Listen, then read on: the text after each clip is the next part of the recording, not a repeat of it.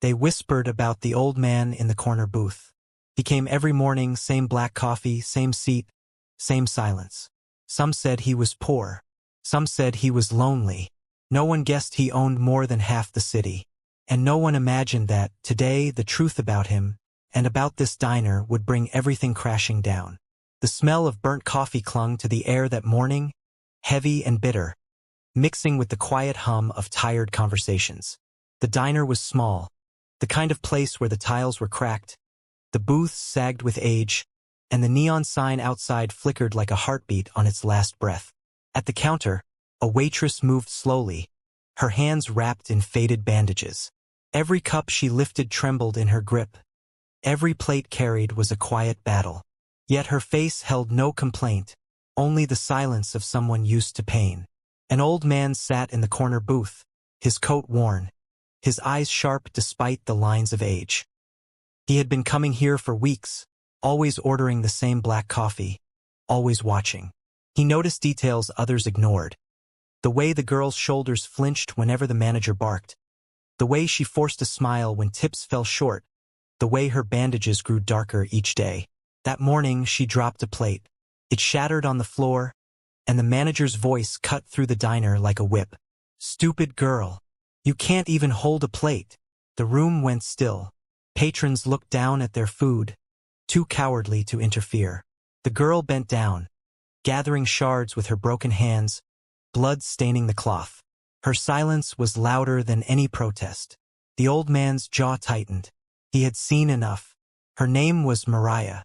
Her father had died young, her mother worked 2 jobs, and Mariah herself had taken this job because rent was rising faster than hope. The manager knew she was desperate. He exploited it, grinding her down with insults, docking her pay, and threatening to replace her if she ever complained. But what no one knew was that the quiet man in the corner wasn't just another customer. Harold Gray was his name, though in the business world he was called something else, the ghost buyer. He owned more land, more buildings, and more companies than the manager could imagine. And this diner, this greasy little box on the corner, was his too. He had bought it under another name, hidden behind shell companies. He liked to see things from the ground up, to sit where no one recognized him, to see who deserved respect and who wasted it. And now he had seen enough. That evening, when the doors closed and the neon light buzzed into the night, Harold stayed. The manager sneered at him, not knowing who he was. "Sir, we're closed. Unless you're paying rent, get out." Harold rose slowly, his presence filling the room in a way that silenced the manager mid-sentence. His coat opened just enough to reveal a folder thick with deeds, contracts, and ownership papers. "You've been standing in my diner," Harold said calmly, "yelling at my staff, stealing from my books, and breaking the spirit of a girl who works harder with broken hands than you ever have with 2 good ones."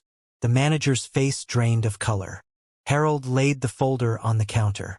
"You're finished here. The locks will be changed by morning. Everything you thought you owned, gone. And tomorrow everyone will know why." The manager sputtered, begged, cursed. But Harold had already turned away. The next day, Mariah walked in expecting another shift of insults. Instead, she was met with silence. The manager's office was empty, his name scraped from the door. Harold sat in his usual booth, but this time he didn't hide who he was. He slid a clean apron across the table toward her. "This place is yours to run now, not as a worker, as the manager. And if anyone ever calls you stupid again, they'll be answering to me." Tears welled in her eyes, but Harold's expression remained steady. "Respect," he said quietly, "isn't given, it's enforced." Outside, the neon sign flickered once, then burned bright. Mariah's bandaged hands trembled, but not from weakness this time. From the weight of sudden justice. From the knowledge that someone somewhere had finally seen her. And Harold Gray, the ghost who built empires in silence, knew one truth he carried everywhere. Power means nothing if it's used to crush. It only matters when it's used to lift.